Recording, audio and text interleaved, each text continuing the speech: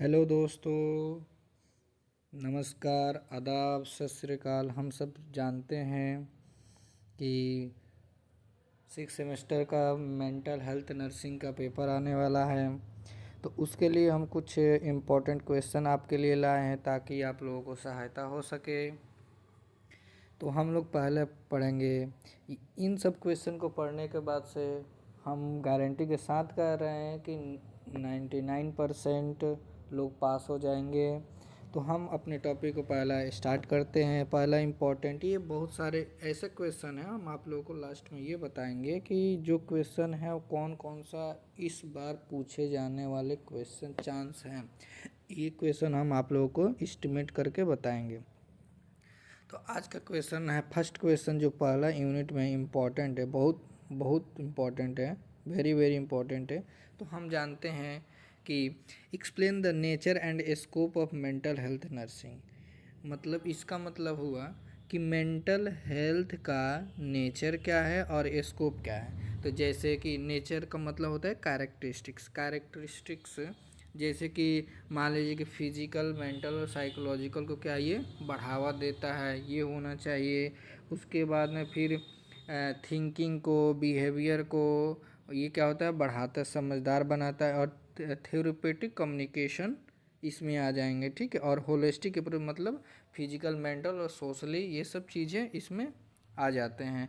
और स्कोप, इसमें दो क्वेश्चन है, ध्यान से पढ़ना होगा। Scope of mental health nursing, जैसे कि scope of mental health nursing, जैसे कि मान लीजिए हर क्षेत्र में, हॉस्पिटल में भी काम कर, साइकेट्रिक नर्स के रूप में काम कर सकती है, कम्युनिटी में भी काम कर सकती है, रिहैबिलिटेशन सेंटर भी डाल सकती है, प्रिवेंटिव, प्रोमोटिव, क्यूरेटिव, ये सब तुम्हारा स्कोप हो जाएगा।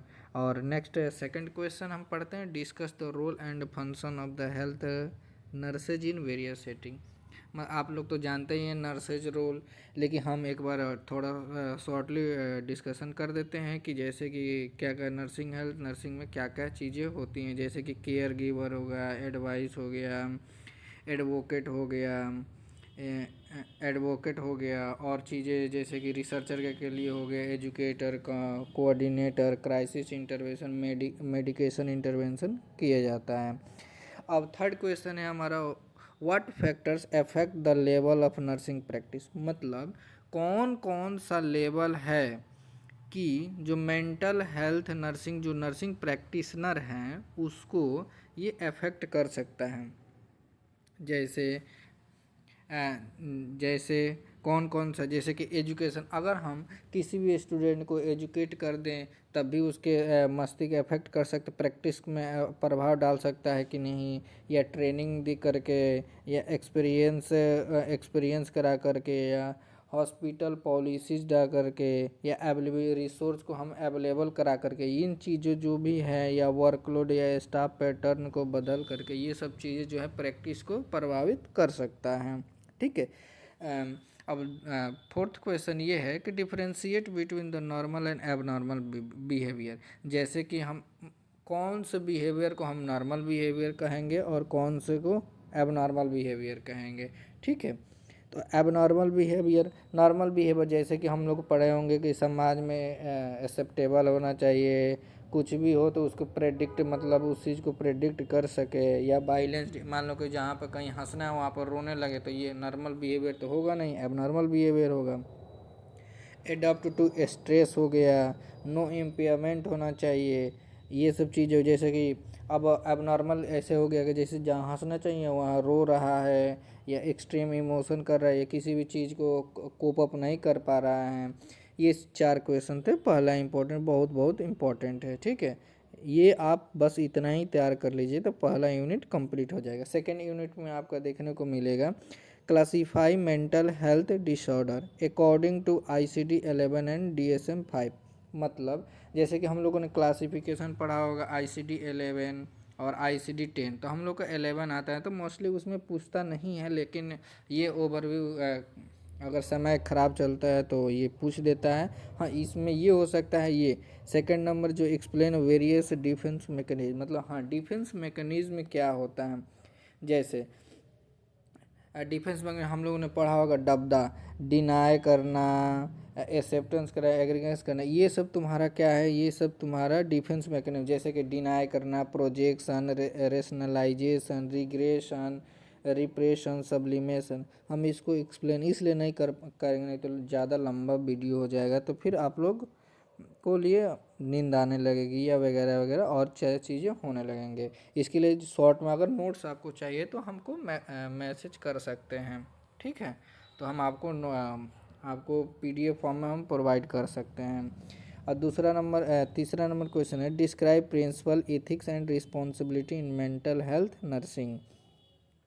मतलब डिस्क्राइब प्रिंसिपल एथिक्स, मतलब मेंटल हेल्थ नर्सिंग का कौन कौन सा प्रिंसिपल है, मतलब कौन कौन सा सिद्धांत है उस पर काम, कौन सा नियम है और कौन सा रिस्पॉन्सिबिलिटी होना चाहिए।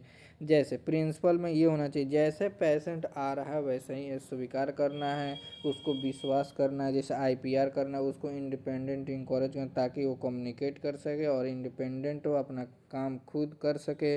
और इथिक्स में जैसे कि हम लोगों ने पढ़ा, इथिक्स में मतलब नियम, जैसे ऑटोनॉमी होना चाहिए, सेल्फ एथी होना चाहिए, बेनिफिशियरी, बिना कोई मान हानि, कोई नहीं, जस्टिस होना चाहिए, कंफाइडेबिलिटी होना चाहिए, जस्टिस होना चाहिए, ये सब सारे चीज़ें होना चाहिए।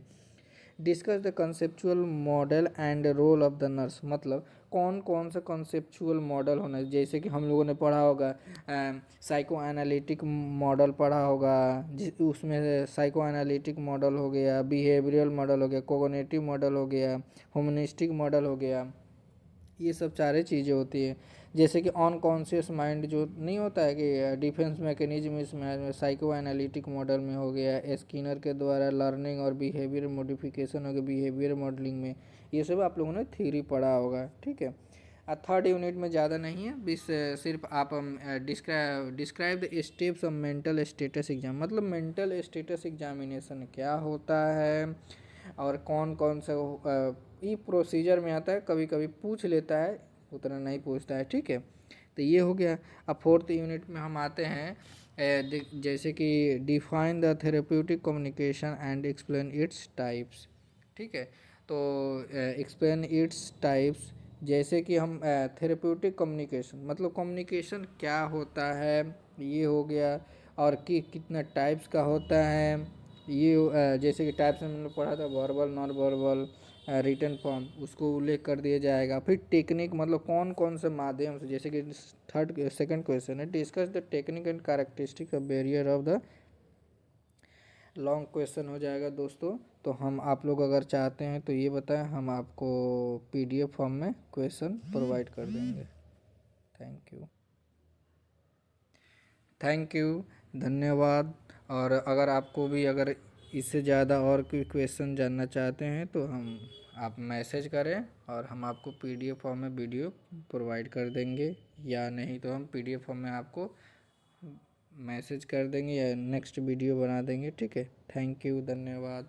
और हमारे अगर अच्छी वीडियो लगी हो तो चैनल को सब्सक्राइब करें।